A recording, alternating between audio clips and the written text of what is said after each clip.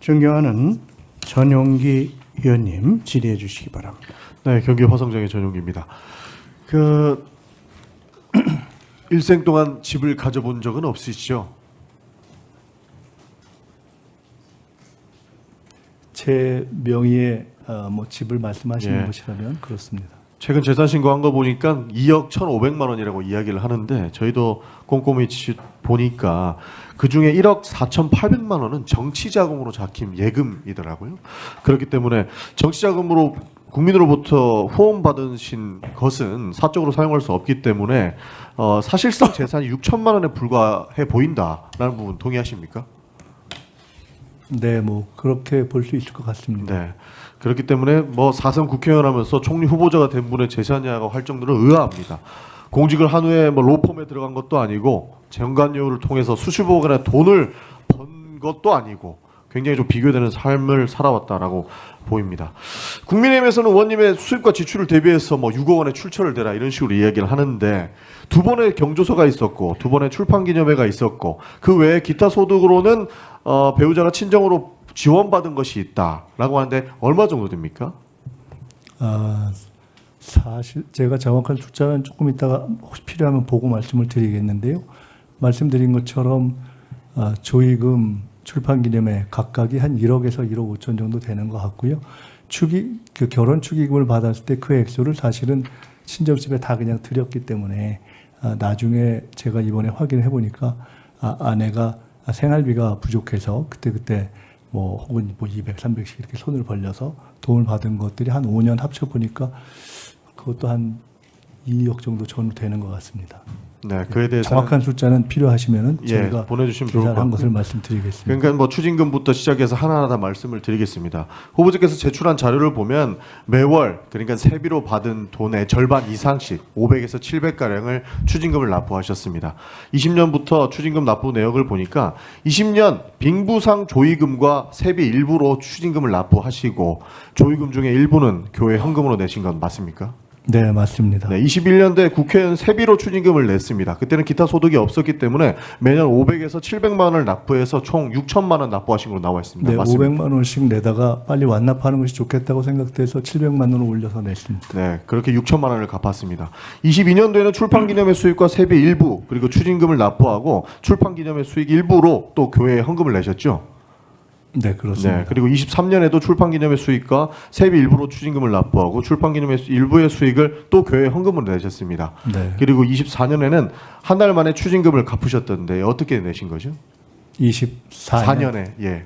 24년에는 제가 대출을 해서 그때가 선거가 있는 해여서 대출을 해서 1억 8천만 원인가로 제가 기억을 하는데 확인을 해보겠습니다만은 그때 일부는 선거 비용을 준비하고 나머지를 추징을 완납하는 데 썼습니다. 1억 정도 됐던 것 같습니다. 그리고 그 갚는 것에 저희가 봤을 때는 아파트 대출금이 사라진 것 같던데 그 부분이 그렇습니다. 네, 아파트 그 보증금을 빼서 갚은 것이죠. 네, 나중에 이제 끝난 뒤에 아파트 보증금을 빼서 네. 다 갚아버렸습니다. 그렇게 해서 내신 걸 확인했습니다. 그런데 지금 국민의힘에서 주장하는 것처럼 6억을 한두 달 안에 집에 쌓아놓고 썼다라고 한 주장과는 너무나도 배치되는 내용입니다. 그렇기 때문에 너무나도 음해성이 짙다라고 보는 것이고 그리고 4인간의 채무 1억 4천만 원을 올해 6월에 대출을 해서 갚았다라고 하신 거 맞습니까? 맞습니다. 네, 그러면 실제로 이 자금은 어디서 나왔는지라고 이야기하기보다는 대출을 해서 갚았다 이렇게 봐도 되는 거죠?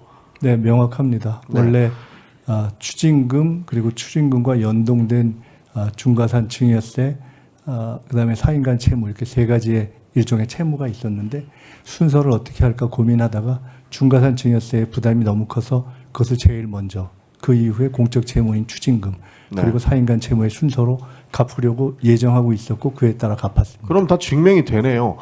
가족 간의 조의금까지 본인이 과거에 있었던 추징금, 그러니까 사회적 책임을 다하고 그 의무를 다하기 위해서 누구처럼 돈 29만 원 있다고 도망가지 않고 그것을 납부하기 위해서 굉장히 노력했던 것이 보입니다. 실제로 상이 당했는데 그 조의금을 받은 것을 추징금을 냈고 그리고 출판기념회에서 책을 판 돈으로 또 추징금을 냈고 그렇게 추징금을 납부할 수 있게 해주셔서 감사한 마음에 교회에 헌금을 냈습니다.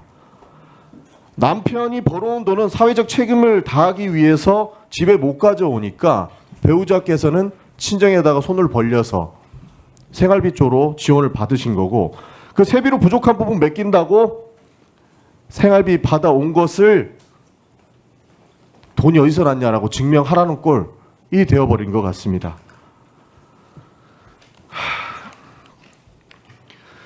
그리고 1억 4천만 원 11명에게 나눠서 빌린 것 그때 당시 2018년도 야인이셨죠?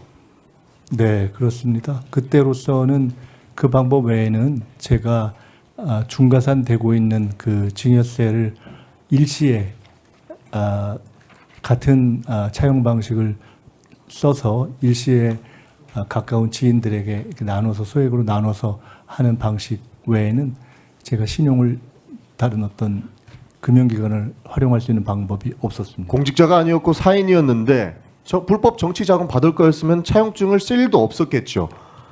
아니 일단 이자와 원금을 다 갚았기 때문에 저것은 뭐 다른 불법이다 아니면 다른 제공이다 뭐 이런 것을 얘기하는 것 자체가 설정이 되지 않는 이야기입니다. 이자를 내오다가 언론에 밝히신 것처럼 이자를 내오다가 결국에는 완납을 했고 그분들이 오히려 이 원인을 해소하겠다라고 이야기한 부분 기자회견 하겠다는데 후보자가 말렸다는 내용도 있습니다. 맞습니까? 네, 제가 너무 미안해서 그분들이 너무 좀 억울하고 분하다고 해서 몇 분이 그런 말씀을 하셨는데 제가 너무 좀 미안해서 그냥 하지 마시라고. 그리고 추징금은 모두 완납하셨습니다.